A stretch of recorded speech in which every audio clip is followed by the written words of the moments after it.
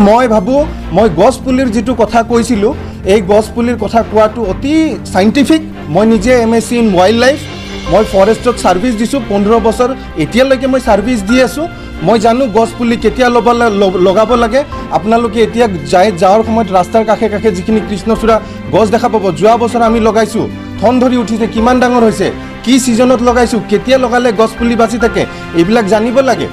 আৰু সেইমতেই মই লিখিছোঁ যে ছেপ্টেম্বৰ মাহ গছ পুলি লগোৱা মাহ নহয়। আৰু এইটোৰ কাৰণে চেণ্ট্ৰেল পদবী এটাৰ পৰা কাকতো ৰিলিজ দিব নোৱাৰে। আৰু এই ৰিলিজ দিছে যে ইয়াৰ পিছত গভীৰ ষড়যন্ত্ৰ আছে কিছুমান। মই এতিয়া চাওক, মই এজন ব্যক্তি হিচাপে এটা দলৰ পৰা ওলাই যোৱাটো ডাঙৰ কথা নহয়। এজন ব্যক্তি হিচাপে দল এটা বহুত ডাঙৰ বস্তু। কাইলৈকে যদি প্ৰমোদ বড়াও ওলাই যায় বিজেপিও যোগদান কৰে, তেতিয়াও UPPL দল একো নহয়। হয়, যোৱাকালি আবেলি মই মোৰ মোবাইলত হোৱাটছআপত এটা মেছেজ পালোঁ। চিন্ময় দে বুলি এজন ব্যক্তিয়ে মোক মেছেজটো পঠালে। মই তাতে দেখা পালোঁ যে এইটো ৰিলিজ অৰ্ডাৰ আৰু মোক পাৰ্টিৰ পৰা ৰিলিজ কৰিছে আৰু মোৰ যিটো চেণ্ট্ৰেল পদবী UPPL দলত তাৰ পৰা মোক ৰিলিজ কৰিছে। মই আচৰিতে হৈ গ'লোঁ যে কিয় হ'ল ঘটনাটো। পিছত মই যেতিয়া লেটাৰখন ভালকৈ পঢ়ি চালোঁ, তেওঁলোকে ক'লে যে মই কিবা UPPLৰ সংবিধানৰ কিবা ৰুল ভায়লেট কৰা বুলি কৈছে। কিন্তু মেইন কাৰণটো তেওঁলোকে দেখাইছে যে মই ফেচবুকত এটা পোষ্ট কৰিছিলোঁ তাৰ আগদিনা। সেইটো হ'ল যে যি 10 লাখ পুলি ভৈৰৱকুণ্ডত লগাব গৈছে, মই এটা প্ৰশ্ন সুধিছিলোঁ যে ছেপ্টেম্বৰ মাহত এই পুলিখিনি লগোৱাতকৈ যদি এপ্ৰিল মাহত পুলিখিনি লগোৱা হ'ল হয়, তেতিয়াহ'লে একটো লগোৱাত খৰচ কম হ'ল হয় আৰু পুলি বচাৰ মানে সংখ্যাটোও বেছি হ'ল হয়। গতিকে মই কোনো দল বা কোনো চৰকাৰক ক্ৰিটিচাইজ নকৰাকৈ মই এইখিনি কথা কৈছিলোঁ যে যিহেতু ৰাজহুৱা ধন আৰু যথেষ্ট সময় ইয়াতে মানুহৰ লোৱা যাব, এইখিনি কাম যদি আমি ছেপ্টেম্বৰ মাহত নকৰি এপ্ৰিল মাহত কৰিলে অধিক সফল হ'লোহেঁতেন। কাৰণ ছেপ্টেম্বৰ মাহৰ পিছত এতিয়া ড্ৰাই ছিজন আহিব। আমি সকলোৱে জানো, আমি অসমত বাস কৰা, নাতিশীতোষ্ণ মণ্ডলত বাস কৰা প্ৰত্যেক মানুহে জানো যে এইটো ছিজন গছ পুলি ৰোৱাৰ ছিজন নহয়। আৰু এনেকৈ 10 লাখ পুলি লগাই য'ত বালিচহীয়া মাটি ভৈৰৱকুণ্ডৰ তাতে লগালে এই আগন্তুক যি খৰাং ছিজন আহি আছে ইয়াতে এই পুলি বাচি নাথাকিব আৰু চৰকাৰী ধন, ৰাজহুৱা ধন অপব্যয় হ'ব। এইখিনি কথা মই লিখিছিলোঁ। কোনো দল বা চৰকাৰক মই তেনেকৈ ক্ৰিটিচাইজ কৰা নাছিলোঁ। ইনফেক্ট মই ফৰেষ্ট ডিপাৰ্টমেণ্টৰ মানুহকে কৈছিলোঁ যে যিখিনি ছেক্ৰেটাৰী লেভেলৰ বা ছিনিয়ৰ ফৰেষ্ট অফিচাৰ আছে তেওঁলোকে অন্তত আমাৰ হিমন্ত বিশ্ব শৰ্মা ডাঙৰীয়াই হওক, প্ৰমোদ বড়ো ডাঙৰীয়াই হওক, তেওঁলোকক যদি এটা ছাজেশ্যন দিলে হয় যে ছাৰ 5 মাহমান অপেক্ষা কৰক, বেছি ভাল হ'ব ঘটনাটো আৰু আমাৰ ছাকচেছ ৰেট বেছি ভাল হ'ব তেনেকুৱা যদি পৰামৰ্শ এটা দিলে হয় ফৰেষ্ট অফিচাৰ, ছিনিয়ৰ ফৰেষ্ট অফিচাৰসকলে, তেতিয়া ভাল হ'ল হয়।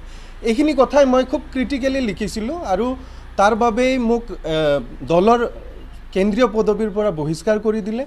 মই খুব আচৰিত হৈছোঁ আৰু মই আচলতে কাৰণটো কি, মোক এতিয়ালৈকে যিমান মানুহে ফোন কৰি কৈছে যে এইটো কোনো এটা কাৰণ হ'ব নোৱাৰে যাৰ কাৰণে এজন চেণ্ট্ৰেল পদবীৰ মানুহক ব্যক্তিক আপোনাৰ দলৰ পৰা বহিষ্কাৰ কৰি দিব। তো মই এতিয়াও কাৰণটো বিচাৰি আছোঁ আৰু মই কিছুমান বস্তু জানো, দলত যিহেতু কেন্দ্ৰীয় পদবীত আছোঁ, ময়ো অলপ ভাবি পাইছোঁ যে কাৰণটো নিশ্চয় এইটো নহয়। ইয়াক বাহানা হিচাপে দেখাই আচলতে মোক অলপমান কোনোবাই পুতক ল'ব বা মানে ষড়যন্ত্ৰৰ বলি হ'লোঁ যেন পাইছোঁ। আৰু মই যেতিয়া ড্ৰাফ্টখন চাওঁ, কাৰণ মই চেণ্ট্ৰেল গভৰ্ণমেণ্টৰ লগত 5 বছৰ কাম কৰিছোঁ, লেটাৰ এখন চালেই সেই লেটাৰ উদ্দেশ্য কি, কেনেকৈ লিখিছে মই এইটো ভালকৈ বুজি পাওঁ। এতিয়া আমাৰ যিখন লেটাৰৰ দ্বাৰা মোক ৰিলিজ কৰা হৈছে, এই লেটাৰখনত আপোনাৰ যিজন মানুহে ছাইন মাৰিছে, যিজন ব্যক্তি ছাইন মাৰিছে, তেওঁৰ নাম হ'ল চিন্ময় দে। আৰু চিন্ময় দেৰ তলত যিটো আপোনাৰ ডেজিগনেশ্যন লিখিছে এইটো ছিনিয়ৰ অফিচ ছেক্ৰেটাৰী। আৰু সংবিধানখন UPPLৰ দলৰ সংবিধানখনৰ ময়ো এজন ড্ৰাফ্ট কমিটিৰ সদস্য। এই সংবিধানখন লিখাত মোৰো অৰিহণা আছে। এই সংবিধানত কি লিখা আছে মই ভালকৈ জানো। চিন্ময় দেক যি ছিনিয়ৰ অফিচ ছেক্ৰেটাৰী বুলি লিখিছে, UPPL দলৰ সংবিধানত ছিনিয়ৰ অফিচ ছেক্ৰেটাৰী বুলি কোনো পদবী নাই। কোনো ধৰণৰ পদবী নোহোৱা এজন ব্যক্তিয়ে এই চাইনটো মাৰিছে। আৰু তেওঁক আমি জেনেৰেলি জানো, তেওঁ চেণ্ট্ৰেল অফিচৰ এজন চকীদাৰহে হয়। তেওঁ চকীদাৰৰ নিচিনা তাতে থাকে, মানুহ গ'লে তাতে চাহ পানীৰ যোগাৰ ধৰে, তেনেকুৱা এজন ব্যক্তি হ'ল চিন্ময় দে। আৰু তেওঁৰ দ্বাৰা তেওঁ ছাইন মৰোৱা হৈছে, ছাইন মাৰিছে। আৰু এই লেটাৰখন ড্ৰাফ্ট কোনে কৰিছে মই ভালকৈ জানো। এই লেটাৰখন ড্ৰাফ্ট কৰা ব্যক্তিজনে এতিয়া কোকৰাঝাৰ সমষ্টিৰ পৰা কিবা MP দলৰ টিকেট লাগে বুলি তলকে ঘূৰি ফুৰিছে। এই ব্যক্তিজনৰ কোনো গণভিত্তি নাই। তেওঁ নিজকে এজন শিক্ষিত মানুহ বুলি ক'ব খোজে, জাহিৰ কৰি ফুৰে। তেওঁ MA পাছ টিচৰ পৰা, টাটা ইনষ্টিটিউট অফ ছ'চিয়েল ছায়েন্সৰ পৰা টিচৰ পৰা MA পাছ বুলি কয়। আৰু তেওঁৰ চৰিত্ৰটো হ'ল, তেওঁৰ নিচিনা ইগ'ইষ্টিক মানুহ মই এই BTC অঞ্চলত দেখা নাই। তেনেকুৱা এজন ব্যক্তি এই মানুহজন, অতি অহংকাৰী ব্যক্তি।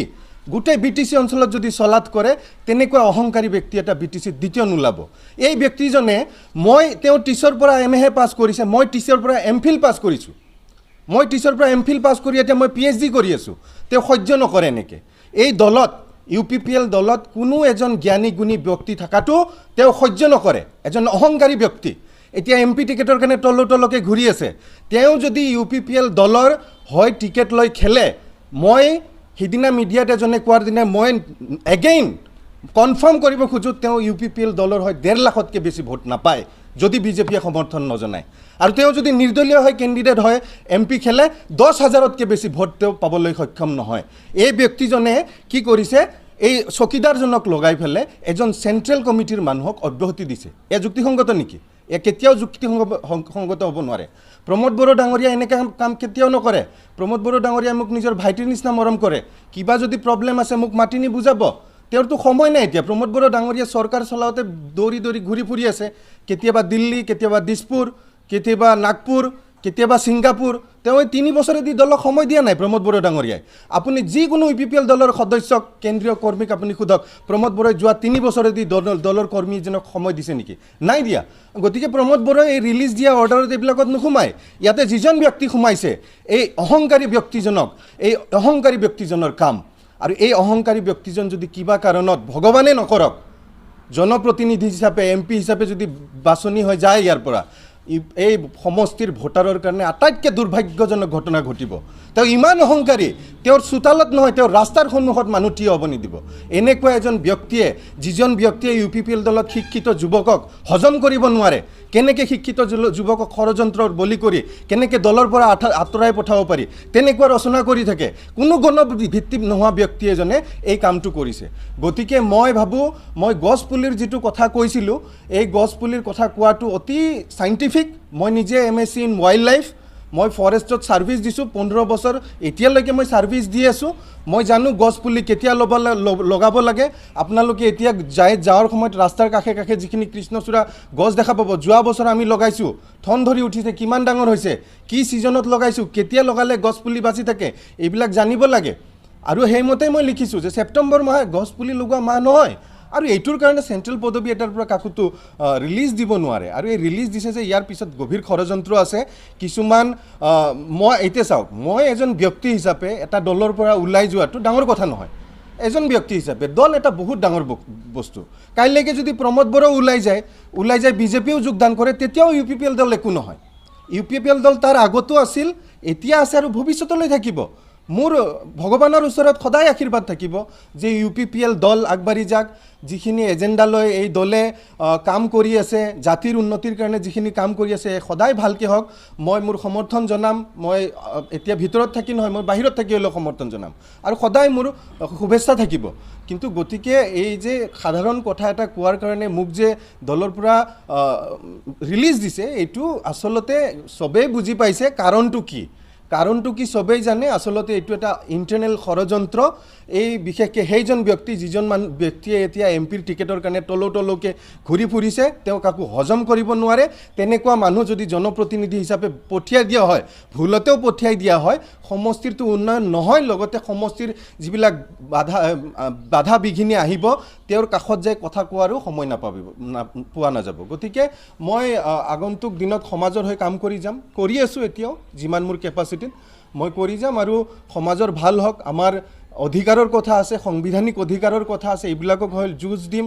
এতিয়াও আমাৰ BTC অঞ্চলত আমি বহুতেই সৰ্বহাৰা হৈ আছোঁ। বহুতেই আপোনাৰ যিখিনি পাব লাগে পোৱা নাই। ভূমিৰ অধিকাৰৰ ইছ্যু ওলাইছে, এভিকশ্যনৰ ইছ্যু ওলাইছে। এইবিলাকক লৈ আমি যিখিনি উন্নত শিক্ষিত যুৱচাম, এওঁলোকে বহুত কাম কৰিবলগীয়া আছে। এইবিলাক কাম কৰিম, শিক্ষাৰ ক্ষেত্ৰত কাম কৰিম, পৰিৱেশৰ ক্ষেত্ৰত আগৰ পৰাই কাম কৰি আছোঁ, কৰি থাকিম। গতিকে UPPL দলৰ পৰা ৰিলিজ দিয়াত মই ভাবোঁ মোৰ যিখিনি দলৰ একো ক্ষতি নহয়। আৰু ব্যক্তিগতভাৱে মই যিখিনি কৰি আছোঁ বা কৰি থাকিম বুলি মই যিখিনি সিদ্ধান্ত লৈছোঁ, এইখিনি মই কৰি থাকিম। এইখিনিয়ে মোৰ ক'বলগীয়া।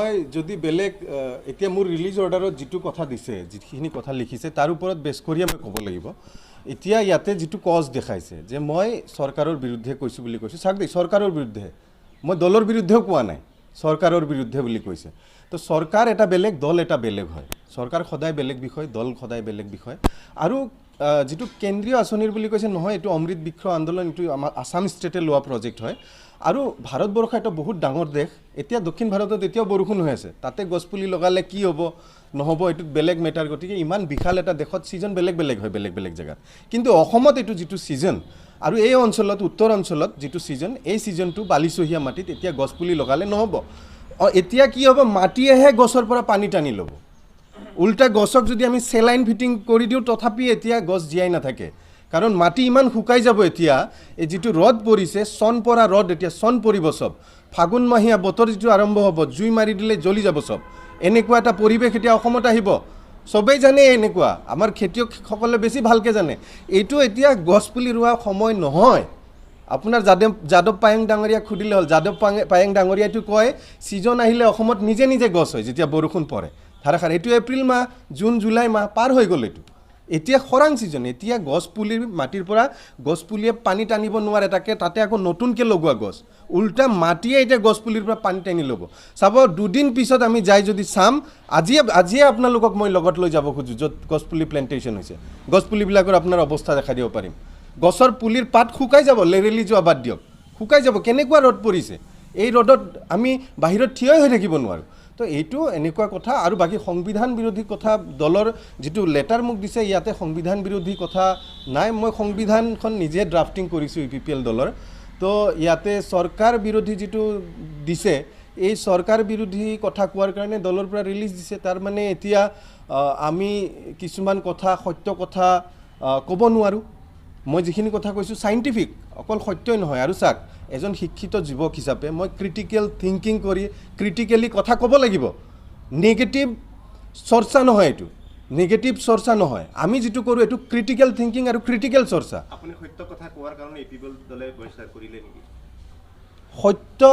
সত্য মানে সত্য নহয় মোৰতো ফেকচুৱেল কথা কৈছোঁ মই সত্যৰ ওপৰত গুচি যায় যদি ফেকচুৱেল সত্যটো ৰিলেটিভ শব্দ আপোনাৰ কাৰণে যিটো সত্য মোৰ কাৰণে সেইটো সত্য নহ'বও পাৰে কিন্তু মই যিখিনি কথা কৈছোঁ এইটো ফেকচুৱেল কথা কোৱাৰ কাৰণে যদি কাৰোবাৰ কিবা প্ৰব্লেম হয় একচুৱেলি মই কৈছোঁৱে অলৰেডি যে এইটো এটা ষড়যন্ত্ৰৰ বলি হ'লোঁ মই মোৰ ক'ব লগা আপুনি শক্তিশালী ৰূপত কানাইগাঁও বিধানসভাত আপুনি যুঁজ দিছিলে এজন জনপ্ৰতিনিধি হিচাপে আৰু BTC গোটেই BTRৰ যিখিনি সমষ্টি আছে গোটেইত আপুনি নিস্বাৰ্থভাৱে কাম কৰিছিলে ইতিমধ্যে আপোনাক মই UPPL দলৰ যিখিনি নিষ্ঠাবান কৰ্মী আছে তেওঁলোকে মোক কেতিয়াও বেয়া নাপায় মই ভালকৈ জানো আৰু মই তেওঁলোকক কেতিয়াও বেয়া নাপাওঁ আপোনালোকক আজি মিডিয়াৰ আগত মই কওঁ UPPL দলৰ যেতিয়া আমি জইন কৰিছিলোঁ প্ৰমোদ বড়ো মই একেলগে জইন কৰা একেটা তাৰিখতে জইন কৰা UPPL দল আৰু তাৰ আগতে UPPL দলৰ নিৰ্বাচনী প্ৰতীক চিহ্ন ছাতি আছিল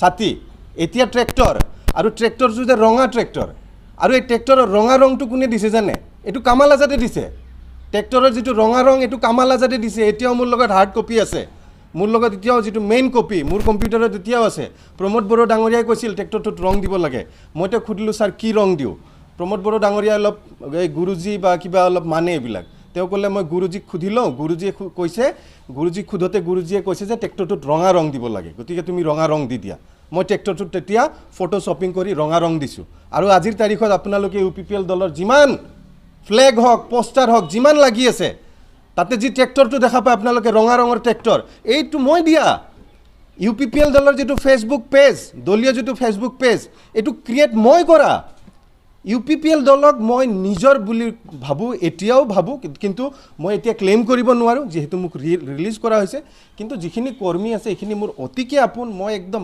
আন্তৰিকতাৰে তেওঁলোকৰ লগত কাম কৰিছোঁ আৰু তেওঁলোকে মোক খুব ভাল পায় মৰম কৰে সৰু ডাঙৰখিনিয়ে মোক সৰু ভাইটিৰ নিচিনা মৰম কৰে আৰু সৰুখিনিয়ে মোক মোৰ নিজৰ দাদাৰ নিচিনা মৰম কৰে মোৰ একো ক'ব লগা নাই ইয়াতে এইটো আৰু মই যিজন ব্যক্তিৰ কথা কৈছোঁ এই ব্যক্তিৰ কথাটো কেইদিনমান পিছত সম্পূৰ্ণৰূপে উদঙাই দিম গতিকে তেতিয়া দেখা যাব তেওঁ কি কৰে নাই মই এতিয়াই তেনেকুৱা কোনো সিদ্ধান্ত লোৱা নাই আৰু ৰাজনীতিক ভালেখিনি অভিজ্ঞতা হৈছে মই দেখিছোঁ যে এতিয়া বিশেষকৈ ৰাজনৈতিক দলবিলাকৰ কোনো ধৰণৰ বিশেষ আদৰ্শ নাথাকে।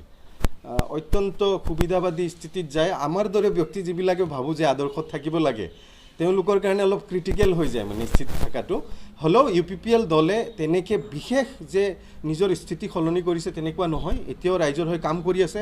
প্ৰমোদ বড়ো ডাঙৰীয়াই দিনে নিশাই কাম কৰি আছে। তো চলি থাকিব এনেকৈ। আমাৰ নিচিনা মানুহ আহিব যাব। দল এটা বহুত ডাঙৰ বস্তু। তাতে আমি যে বিশেষ কামাল আজাদ ওলাই গ'ল, দলৰ বিশেষ কিবা ক্ষতি হ'ব তেনেকৈ ময়ো নাভাবোঁ, আৰু এইটো ভবাটো উচিত নহয়। দুৰ্ভাগ্য যে UPPL দলৰ যিটো আন্তৰিক আলোচনা বা ডেম'ক্ৰেটিক এটা ছিষ্টেম আজিৰ তাৰিখত ইমান ভাল নহয় যিমান হ'ব লাগে। আলাপ আলোচনা খুব কম হয় সিদ্ধান্ত লোৱাৰ ক্ষেত্ৰত। আৰু মই এইটো স্পষ্টকৈ ক'ব পাৰোঁ, এতিয়া যি দলৰ হয়, দলৰ কৰ্মীসকলৰ হয় যি ধৰণে চিন্তা কৰিব লাগে তেনেধৰণে চিন্তা কৰা নাই। প্ৰমোদ বড়ো ডাঙৰীয়াই শান্তিৰ কথা কয়। শান্তিও ৰিলেটিভ। শান্তি ঠিক আছে, তেওঁ যিটো শান্তিৰ কথা ক'ব খুজিছে যে অস্ত্ৰমুক্ত BTC গঠন কৰা, এইটো হৈছে। কিন্তু মানসিক শান্তিৰ ক্ষেত্ৰত যদি চাওঁ, UPPL দলৰ কোনো এজন কৰ্মী মানসিকভাৱে শান্তিত নাই, একেবাৰে ভুগি আছে। কোনো ধৰণৰ গুৰুত্ব দিয়া হোৱা নাই, তেওঁলোকৰ কথা শুনা নাই। তেওঁলোকে যিবিলাক কমিটমেণ্ট ৰাইজক দিছিল, এই কমিটমেণ্টবিলাক তেওঁলোকে নিজৰ গ্ৰাউণ্ডত কৰিব পৰা নাই, ৰাইজৰ প্ৰতিশ্ৰুতিবিলাক পালন কৰিব পৰা নাই। গভীৰ অশান্তিত আছে UPPL দলৰ কৰ্মীসকল। প্ৰমোদ বড়োই যিটো শান্তিৰ কথা কৈ আছে, তেওঁ যিটো শান্তিৰ কথা কৈ আছে ঠিক আছে, সেইটো শান্তি সেই জেগাত।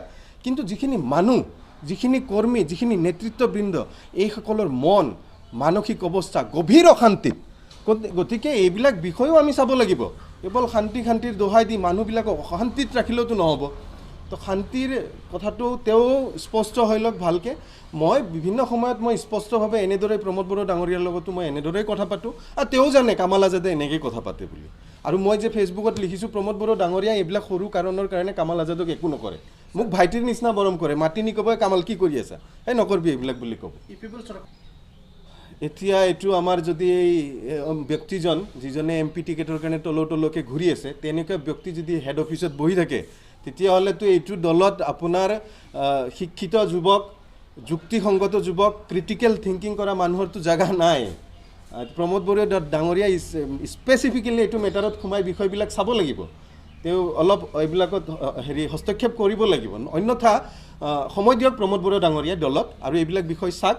আৰু অন্যথা এনেকুৱা ব্যক্তিৰ হাতত যদি এটা অফিচ এৰি দিয়া যায়, এটা দল এৰি দিয়া যায়, তেতিয়াহ'লে নিশ্চয় দলৰ কাৰণে ইমান ভাল নহ'ব, ক্ষতিকাৰক হ'ব দলটোৰ কাৰণে।